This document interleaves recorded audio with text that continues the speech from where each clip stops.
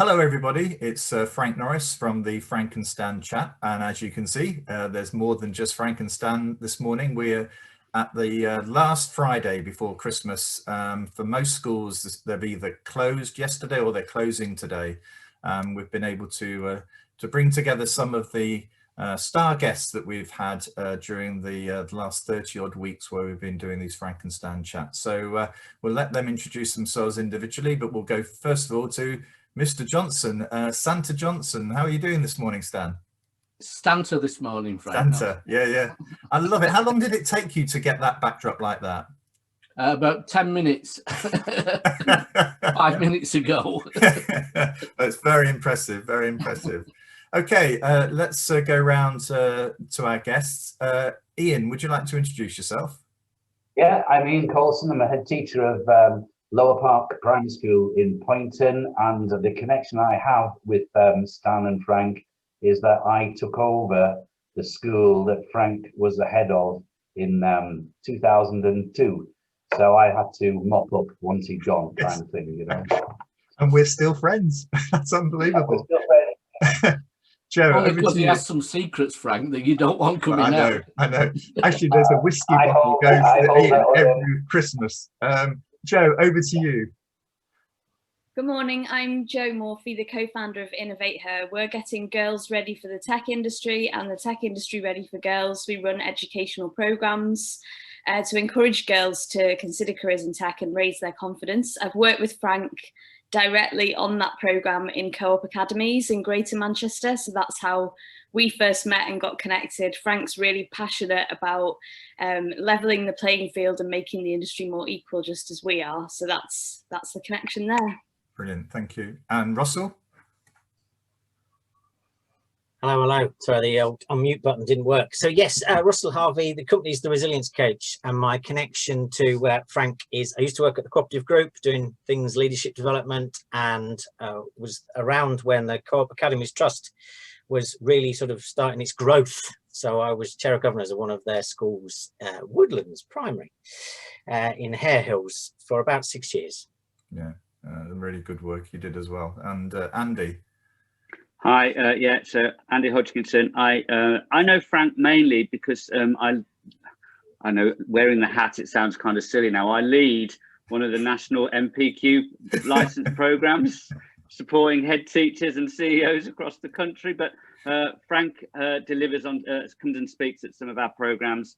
I do some other stuff at Manchester University and some other places, but I also chair a trust in Greater Manchester as well, and it's just great to be here. Yeah, thank you, Andy. And Stan and I are really grateful for the support you've given us on these chats. I think we're in the 35, 36 of these, and we're surprised that we got past 2, I think, but it's because we've got great guests and great friends who are willing to join us to add a different dimension to the discussion. So what we're going to do, one of the things that we do on these sessions is on the chats is we have this question, what's caught your eye this week? And unfortunately, I have to say it that way, with COVID and at times the response to the government's response to COVID, it's been difficult to choose from the cluster of issues that have happened in the last week. And I think this week is no different. So what we're going to do is going to go around the table here and see what's caught your eye this week. So should we start with Ian? What's caught your eye this week, Ian? Well, I think it's more the question, Frank, what didn't catch my eye this week? There's been sort of the news that's been coming out, particularly yesterday, about testing, the schools are testing. And I frankly got out my job description and thought, where does it come out? Where I have to put these swabs of 5-year-olds' noses.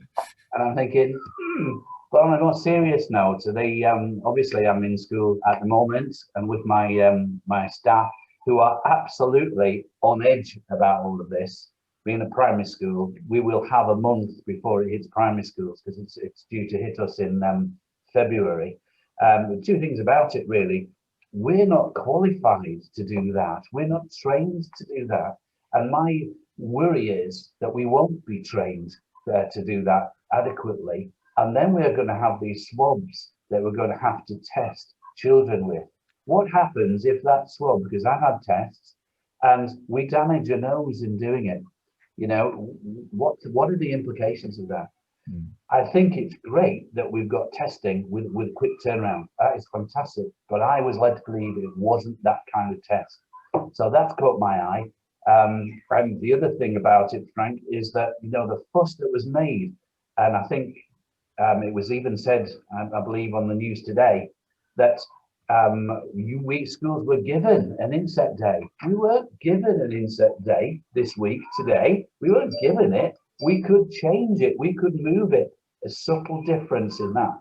But such a fuss about legal implication if you close your school early. But now the news is you can close all the secondary schools for a week. That's caught my eye.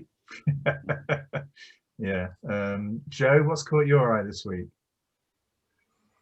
Again, so many things. I didn't know whether to go with an educational one or one relating to women, because there's two very strong things that I saw, but actually... Well, let's have both of them, Joe. Let's have both. Yeah, they're very brief, actually. I'll keep it brief. I saw in The Guardian an article that was really troubling about teachers' mental health, actually, and how they've really struggled, how it's people are going off sick and it's declining, and a lot of people have handed in their notice for next year, so schools are really worrying about that.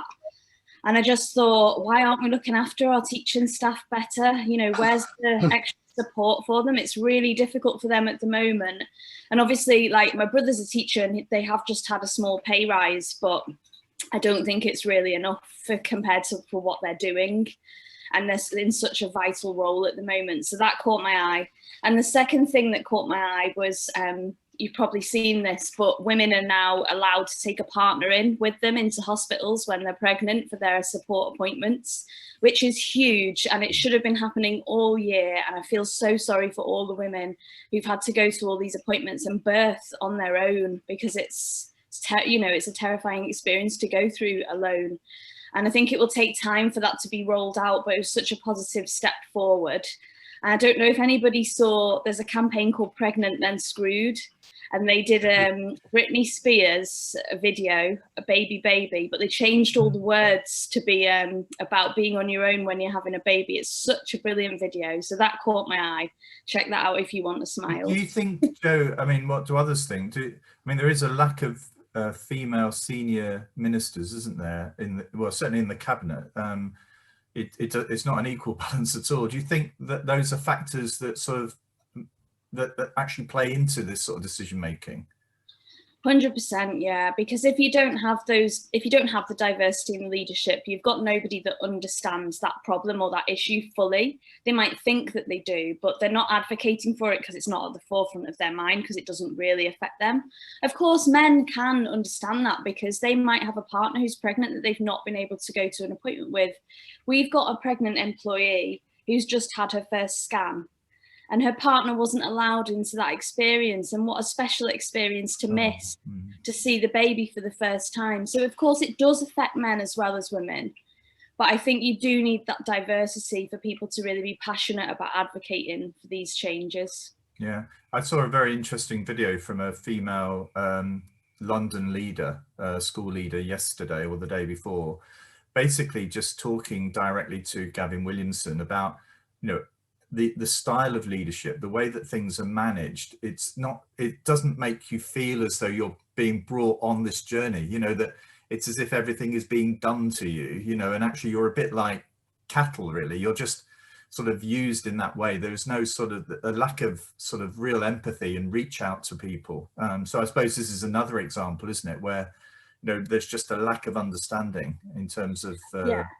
I think initially in March, it's like, okay, you have to implement things quite quickly. We get that. So things were done very rushed, but now we're in December and it's like they're only just rolling back the decision to have partners in the maternity appointments. I think it's taken too long to come to that decision. There was an excuse back in March, but now it's like, it's been a long time. You should start thinking about these things again. Thank you, Joe. Russell? Thank you. Yes. So there is a connection to this. So the article that caught my eye is, on initial saying, it's got nothing to do with what we're talking about, but I promise there is a connection. So it's Happy Corals. So climate crisis sanctuary teeming with life found off the east of Africa.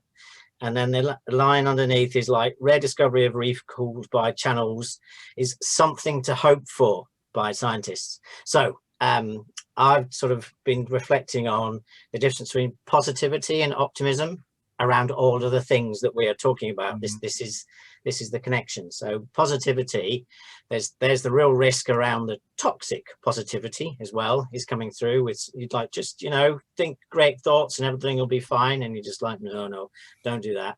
So positivity, yes, it can be great, it can be useful at times, but it's not grounded in reality. So I think our conversations have to be, let's talk about the realities of the situation, but what could make us optimistic, what could give us hope.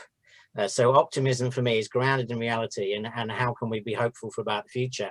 So within all of the decision making that I don't agree with from this government, with the value system that I personally struggle with from this government and this particular political party, it seems to be just completely surrounded by the self first. So there is no reason for compassion, there is no reason for empathy.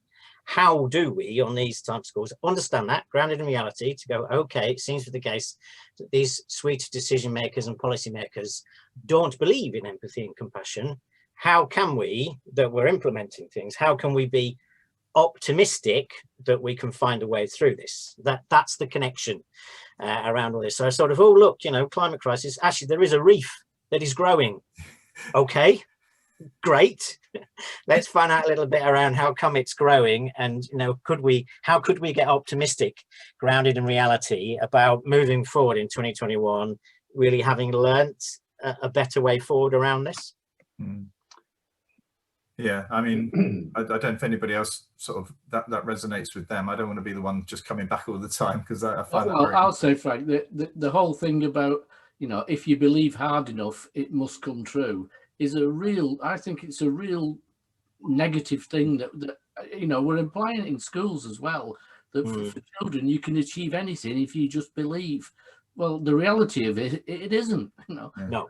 Go back to Peter Kay, I want to walk on the moon. You know, it's not going to happen. Don't matter how much you believe in it, it's not going to happen. Not from Santa. Yeah. Fly past it, but I can't walk on it. Ian, you were going to say? I was going to say, you know, just pass a comment and say good grief, but I would say that possibly being positive is what has driven the teaching force over the last term, because if we weren't that, if we didn't have that feeling inside us that we are determined that it's going to happen in school, you know, there's no Christmas plays, nativities going on.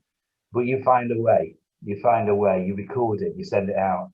It's that positive approach that doesn't find a way. And if there's a way to make a reef grow, when we've heard so much about those dying around the coast of Australia, then let's go for it. And my suggestion would, let the kids sort it out. Tell them about it, let them highlight it, because the only thing that's being listened to properly at the moment is children in school and keep it there. So why not? Thank you. Andy, what's caught your eye this week? Oh, I'm going to be able to say it. Andy, you're on mute. Well done. There's two things.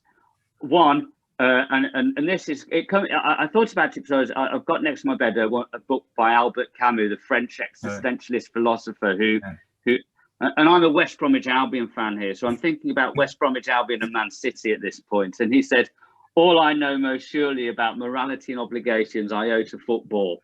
And I was thinking about how successful I felt, and I was at top of a mountain as a West Brom fan in midweek when we scraped a draw at Man City, only to be pushed to the depths of despair the next day when we sacked our manager for one of the greatest triumphs we've had. I mean, I took my son to watch Man City West Brom 2 years ago when we were in the Premier League again, and we got smacked 5-0, and it was an awful feeling. But what I thought was fascinating was really about the perspective it gives us, a lens of really, however successful you can perceive through one person's lens, other people might come in and have a different perspective. And I thought, how true and how does that ring And I know I've got kind of, I'm surrounded by people for whom have worked with at the glorious Ofsted, but how true that rings for people, head teachers and school leaders around the country who are doing the most phenomenal jobs, and the community around them know what they're doing, and yet through another lens, it cannot meet up to a certain standard. And I think it's just whether it's right or wrong, it's an experience that transcends kind of experience, a reality in schools. And I think I kind of had a wry smile about it from my time as a head. And no matter what you do, sometimes people will see it differently. And the other one was I attended a conference virtually on Saturday, actually, last week, called Burn Brighter. And I was just really inspired. It was a conference where it was like a teach meet type thing for school leaders. And they were all just so passionate about the opportunity and possibility of being in education. And it's a fabulous profession. And one of the chaps that was speaking about PISA and the PISA test. It's not pizza kind of the food, but what's really caught my eye about that is that next year, and we're all going to hope that 2021 will be a year of hope and better than this, the results of the PISA test on creativity are going to be released. So I'm really intrigued to see what, PISA, in my view, does filter down through policy, and is felt and shaped through the behaviours and the levers in school leaders' behaviours. And I'll be fascinated to see the opportunity that comes through a really international level test on creativity. So there is hope and optimism. So that's what the two things that have caught my eye. Brilliant, thank you. We're going to miss off here, Stan, because I want to get our guests on. When I'm prepared, Frank, the one time I'm prepared. Go on then, make it quick. Well, I was just, if you feel bad, especially if you've ever been in a meeting where you're underprepared, or you're at an interview where somebody's asking you questions you can't answer, there's a little clip from the Public Accounts Committee yesterday that you should really watch to see Susan Ackland-Hood, who's the Permanent Secretary for Education, in the most cringing position and absolutely taken apart by the committee chair, who's Meg Hillier. But the phrase that caught me that I actually wrote down was the chair saying to the Permanent Secretary, "It seems to be a habit of the department to be in complete detachment from the reality of what it's like to run a school, from the department that's absolutely responsible for supporting those schools." And I just thought that sums everything up in one sentence. I have to say, Stan, I was so pleased that you prepared it. Yeah. Ian, I know, Ian, you've got to go, have you? Yeah, well, good luck and all the best. I hope that test is negative. Nice to meet you. Yeah, take care. Okay, Joe, so we're over to you. So, what do you feel has been sort of a positive, what's inspired you since lockdown? Two things, young people. So we've been working with teens through our programs, and we've made them virtual programs since lockdown, and they've been solving real world problems relating to the pandemic. And a lot of them have chosen to solve problems relating to loneliness and isolation within the elderly population. Wow. Which was so heartwarming to see. The younger generation really care about their elders and they really want to help them. And they came up with some really innovative ideas. So that was very inspiring for me in terms of my work this year.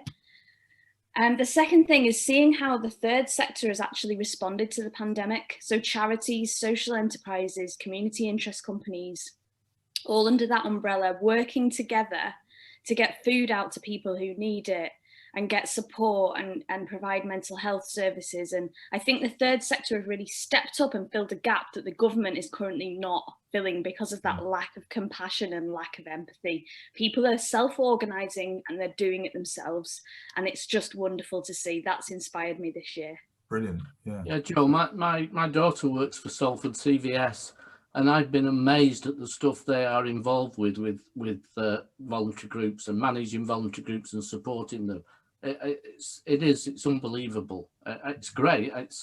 it's Cameron's big society, isn't it? Well, it happened by Yeah. default, hasn't it? You know, The only concern is how you keep that sustainable and funded, Yeah. because the grant funding market at the moment is so highly competitive. We've been rejected for about 7 funding bids before we finally got one. So that's the issue, is like keeping that activity going. Yeah, that's the main concern. It's cheap. It's relatively cheap to fund voluntary organisations to do jobs that we should be doing anyway. So I can't understand the lack of direction from the government at this point, not to say that's the step forward, that's the way forward. Russell? So just there's a lady in a organisation I've known for a while. So there's a lady called Ange Hander, who has got an award ceremony, the Inspiring Women Social Changemakers Awards, and that's happening tonight. Joe, are you up for that? No. Is it too late to nominate someone?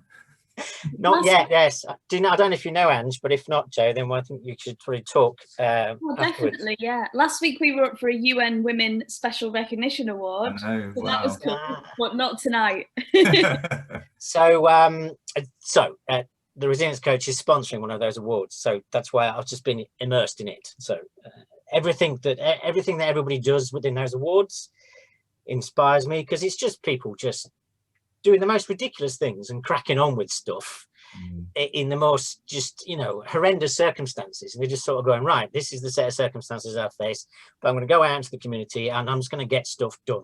So all of that throughout 2020 has inspired me. Just those people are going, okay, then there's a gap, I'll go fill it. And they'll do it, and they're not expecting any gratitude. They're just going, this is the right thing to do. That for me, the optimism piece is to go, okay, there's something to be hopeful for there. People will pick up the slack, and then trying to then going forward, find the right way to go. We shouldn't have to do that as a society. There are some things that some of the government should do to support that, but they don't, won't, can't, whatever. But that's what it is. So that award ceremony is tonight, and that has just been, I've been immersing myself in all of this week, just reading all of these stories around what people have been doing, and the fact that it's women, it is also disproportionate that women pick up the slack as well in a lot of different ways. So the fact that there's a specific awards around it, I think is great.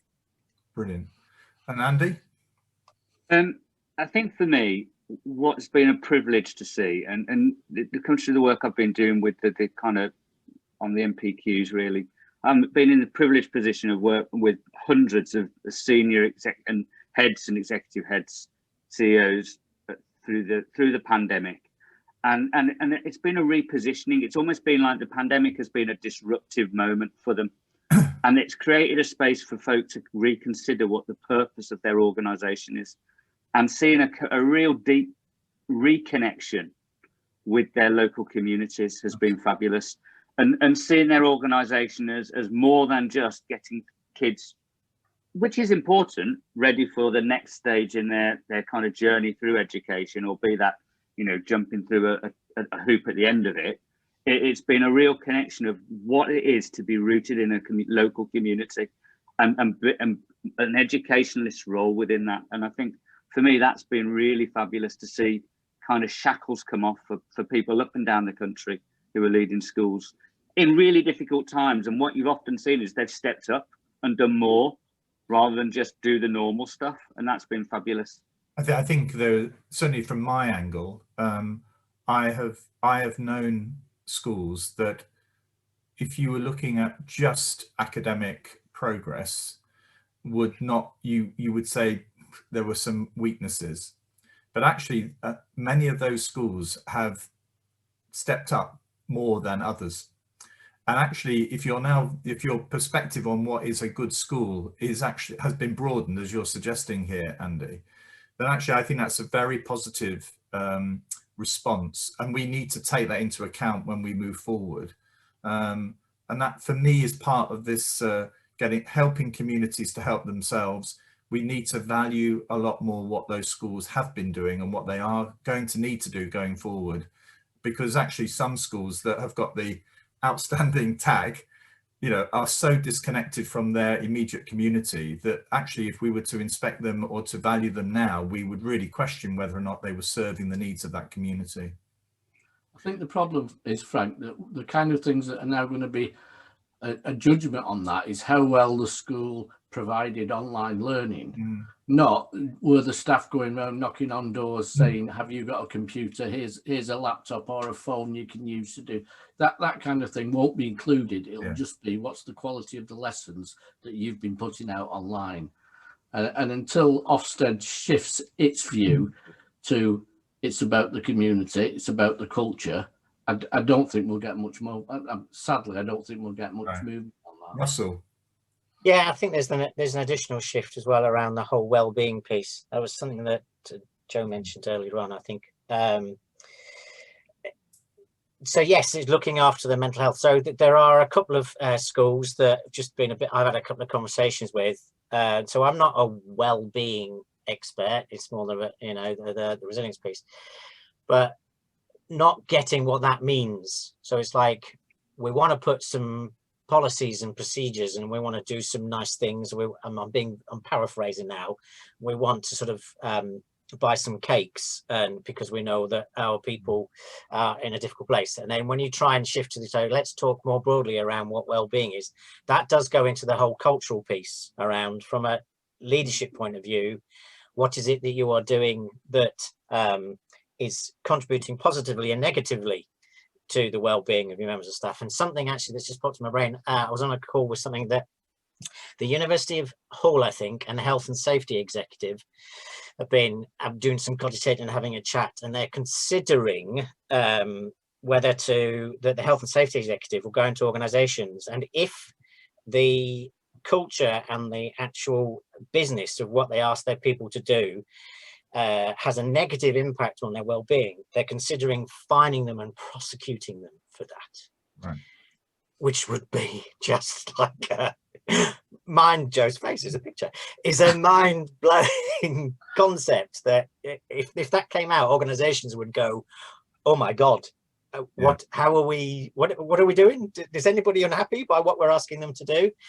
I mean, if they went down that route, that could be a great shift, a really challenging shift, but that's okay. So it's really thinking about another opportunity to learn the whole well-being piece. Do we really understand what we mean by well-being? Yeah. What about the well-being of the people who are running those companies who are suddenly under threat of great fines? Exactly. You know? Right.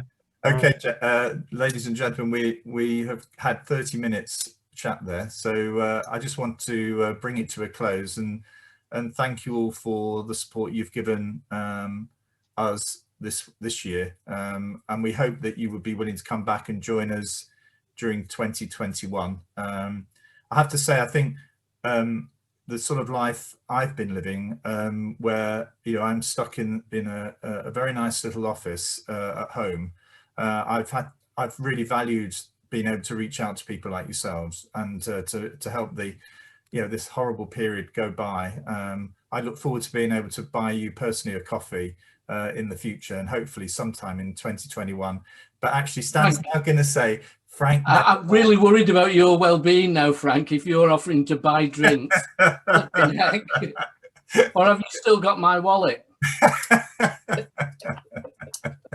Oh dear. The old ones are the best, aren't they, Stan? Joe? Can I make a suggestion that we always do them in fancy dress? Good idea. What do you mean fancy dress? Yeah, I was going to say, what are you saying? I've got my best tie on. Okay, well, I wish you all the people that watch these videos, I wish you all a very happy Christmas. And this, I think, is our last one of 2020, but they will be rolling again early in 2021. And we've got, I think, guests lined up to Easter. So these don't look as though they're going to close down anytime soon. So thank you all very much for... Right, just on Joe's suggestion of fancy dress, Spike Milligan always used to say that ministers, when they had something important to say in Parliament, should have to roll the trousers down to their knees in order to pronounce it. And that would make everything a little bit different in the House of Commons. And on that happy note, I'll stop recording. Thank you all.